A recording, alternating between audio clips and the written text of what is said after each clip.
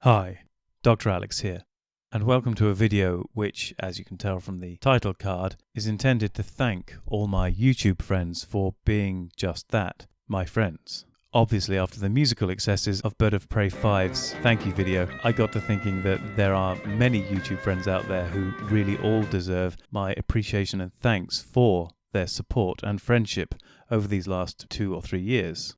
As is always the risk with this type of video, I may of course miss out somebody, and I'm going to be focusing on 6 particular YouTube friends for a more detailed description of their friendship, and there are many more included in the background image for this video. However, I'm sure I will have missed someone, and if I have missed you, I really apologise most sincerely from the depths of my heart, because I don't want to miss anyone out, and it is not a deliberate snub, it's just the fact that I'm human and fallible and my brain is getting old and faulty. On the subject of the title, I almost felt uncomfortable calling it Thank You to My YouTube Friends, because it does sound a little like that somehow by being a YouTube friend, you're not a real friend, because real friends don't need that extra epithet to distinguish them as being YouTube friends versus real world friends. And some of this guilt as to this referencing comes from my own blinkered prejudices I used to hold in the past, where I used to turn my nose up and be a bit sniffy about online friendships and regard them as being something that was not for me. This is something other people do online. However, fortunately, I was able to grow past and see past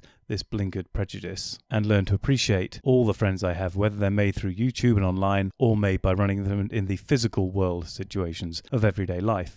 One of the things which enabled me to have this elongated road to Damascus experience, where I changed my view on online friendship and its worth, was the way the mainstream media had so skillfully turned me off appreciating their output and their content, and sent me looking for other sources of information, entertainment, and alternative perspectives of the world around me. Which is of course how I discovered the main YouTube friends I'm going to be talking about in this video, and by extension all the others around them. And I know I've been blathering on quite a bit about these subtleties of language and the prejudices associated with certain terms, but I really want to emphasize how much I value the friendships I have made through this unexpected avenue of exploration, YouTube and the online world. And my experiences in YouTube have even helped in forging the strongest friendship I have. And while I would hope that I would have made this friendship even without the YouTube video production, it certainly has gone some way to enable me to interact and talk with and get to know the most important person in my life. Once again, I cannot emphasize enough how grateful I am to my friends and the experiences that they have given me in the world of YouTube, which has led to my life being in a much happier and better place today than it used to be. So without further ado, let's go through the main 6 YouTube friends I want to give specific mention to in this video, and I'm going to run through them roughly in chronological order as to the order in which I met them, began to watch them and interact with them, and therefore the order in which those friendships started to grow. So firstly, and unsurprisingly, is the anti-trekker, Michael J. Crawford. It has been so long since I became a follower and a Patreon supporter of the anti-trekker that I can't even remember the first video of his I saw. I suspect it was probably a Star Wars film review video before even the 38-part breakdown of The Last Jedi, but I can't swear to this. It could well have been a discussion of the new Star Trek, which was of course terrible, but the thing that most drew me into his videos was his honesty and his lack of uncontrolled anger and unhinged hatred towards the perpetrators of these narrative crimes against good sense and good taste, and also his experiences outside of the world of just watching and appreciating sci-fi TV shows. He has other layers to his personality which give him a breadth of perspective which anyone would be glad to share. Very soon after making first contact with the anti-trekker, I made a funny video about comparing him to Marty McFly. Indeed, it could be said that anti-trekker was the initial spur that gave me the inspiration to make YouTube videos in the first place. And since then, we have made several collaborations, and of course, I've got to know, at least online, his family, Mrs. Anti-trekker, Bridget, and his son, the Scarved Insect, Joshua. And together, it has been a great and fun experience to share the joy of YouTube creation with Michael and his entire family. And so we come on to the second of the main YouTube friends I can talk about today, which is, of course, Mindless Entertainment, otherwise known as Jesse Milestone. Again, Jesse's videos were of a far more eclectic nature than a lot of YouTube reviewers tend to put out. She was not only discussing the state of popular TV, film and literature in her videos, but she was also discussing the state of current day modern thinking on topics such as the far left, the far right, SJWs, and many, many other potentially very contentious topics. A lot of these covered in her amazing and awesome Meant to Offend series. And although there is a tone of passionate anger to her videos, she never loses her rational sense of fairness and justice. She will always present both sides of an argument as best as humanly possible. And it was this singular, passionate search for truth that comes across in Jesse's videos that first drew me to wanting to support her as my second ever Patreon supported channel. Much as with the anti-tracker, we quickly got to chatting and interacting. We both learned that we were both fencers, albeit in different weapons, and in spite of the ever-present rivalry and ribbing that goes on between the different weapons, we still managed to put that behind us and become friends. And very early on, when Jessie lost her voice, I got to step in and provide a voiceover for one of her early videos, which was great fun to do.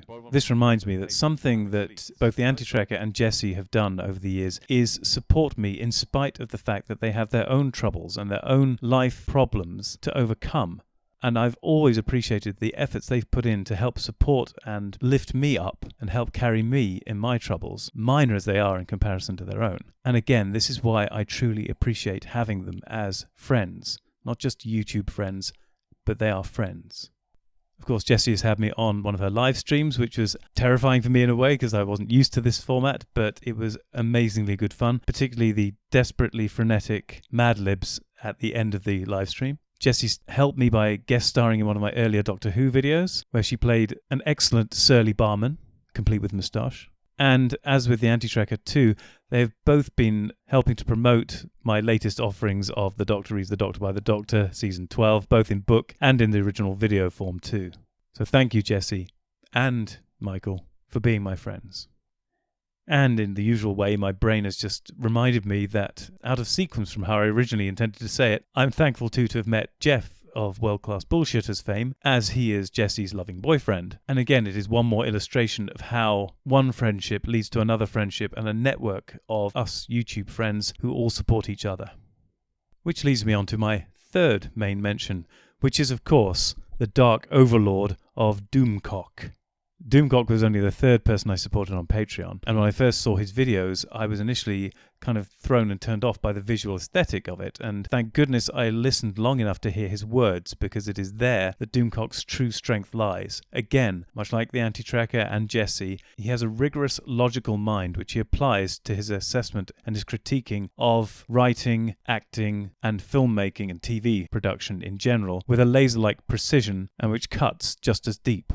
Similarly, Doomcock has been in contact a lot via Patreon messages with me over the years. We've talked about many different things, both in terms of literature and in terms of film and TV production. And again, he has been very supportive of my rewriting of the mess of current Doctor Who into The Doctor Reads the Doctor by the Doctor, Season 12, and soon to be 13, I hope. And has been tweeting out and promoting the book and the video series way more than I could possibly expect anyone to, because he is just selfless in this regard and puts his friends before pretty much anything else. I hope that people appreciate that beneath the angry, dark, sinister overlord exterior, there beats a truly kind and generous heart. And speaking of kind and generous hearts, going above and beyond what could ever be reasonably expected, we have Bird of Prey 5, Joe.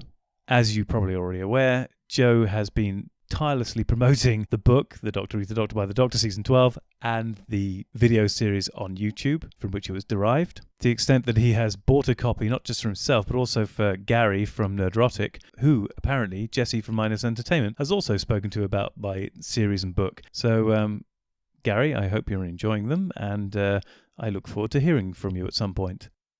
But let's return back to Bird of Prey 5, because, again, in spite of the troubles and problems in his own life, he will put his friends above all of that and will just disregard those problems as nothing compared with helping his friends. Which is why, again, I am truly grateful and thankful for the friends I've made through YouTube. Which brings me on to Fauvarque, sometimes known as Osiris, depending if you've seen him on Discord or not.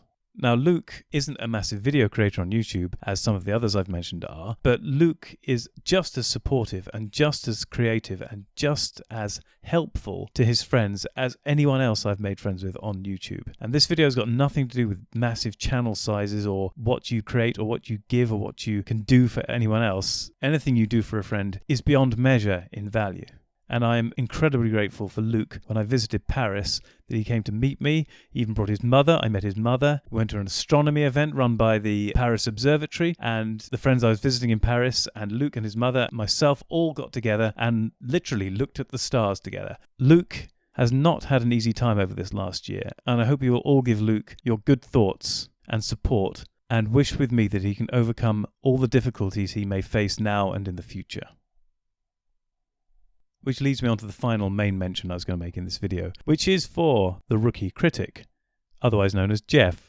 Again, somehow we ended up becoming friends through comments left on other videos, I think, by other creators that we both know. But eventually we got into direct contact, and again, Jeff has been incredibly helpful and supportive in everything I've attempted to do on YouTube. And he has even invited me to participate in some of his own videos where he's been doing The Rookie's Quest, and I got to play various characters, mostly tomato-based, and again, very enjoyable. And at this point, I have to apologise to Jeff that I seem to have lost all his email and contact details, and I'd really like him to get back in touch with me and hope that he has my contact details still, because I really enjoy working with him, and I would gladly help out in anything he needs help with in the future. Anyway, that covers all of the main 6 YouTube friends I wanted to talk about in detail. But of course, as you can see from, hopefully I'm putting this up properly, the pictures of beyond the main 6, there are in the background here many of the other YouTube friends I've made. And as I said at the beginning of this video, I really hope I haven't missed anyone out, but I suspect, knowing my own fallibility and somewhat unreliable memory, I bet I'll have missed at least one person off this, probably more. In which case, I apologise in advance because I am only human, it appears, in spite of my many regenerations. And so I think that just about wraps it up, except for me to say once again, thank you to my friends, whether they be from YouTube or anywhere else, for being in my life and for supporting me through everything I do. I appreciate it, I value you, and I'm very glad you're all there. So until I make another video, to everyone out there, take care.